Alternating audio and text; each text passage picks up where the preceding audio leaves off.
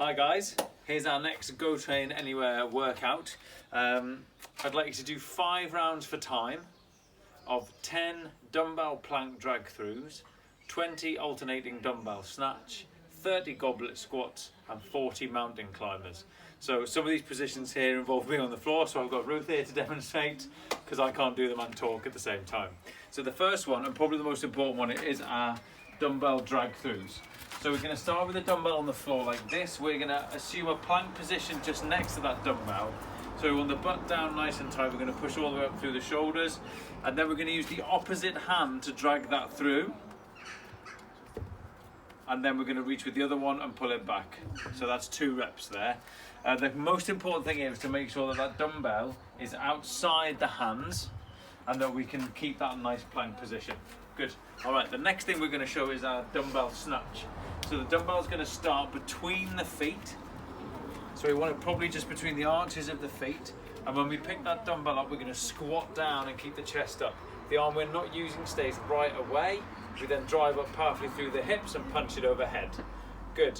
We'll take that all the way back down to the ground and switch and take it down. Every time we pick that up, we want to keep the chest high. We've got a total of about 100 reps to do here, so we want to make sure that they're all good, otherwise the back's going to be a bit fried tomorrow.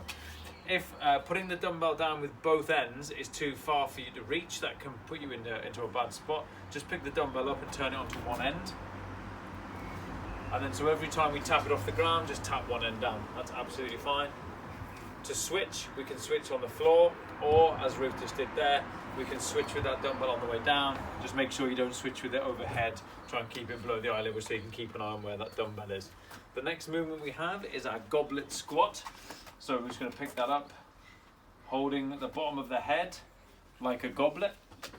Keeping the elbows tucked in, we can squat down, keep the weight in the heels, just hold it there for me. And we keep the elbows away from the knees, so we're not flaring out those elbows at all. Knees are driving out over the toes, and up we come. Let's just do 5 of those.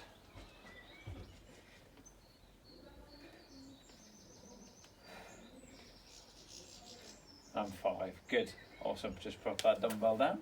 And the last one we've got is our mountain climbers. So we get into a top of a plank position for this. We don't need the dumbbell. We get into the top of our plank position again.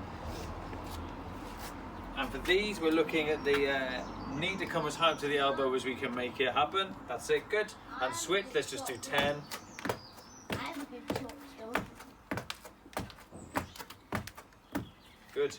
So that's our mountain climbers. You can scale that again by taking the top half more upright, just getting the knee up to wherever's comfortable in that range of motion. Other ways to scale that, if you can do it in your garden or the environment you're in, would be like a 400-meter run. You could also do high knees for that as well, 40 of those, if being in that plank position is really uncomfortable. 5 rounds, 10 of our drag throughs, 20 alternating dumbbell snatch, 30 goblet squats, 40 mountain climbers. Thanks very much.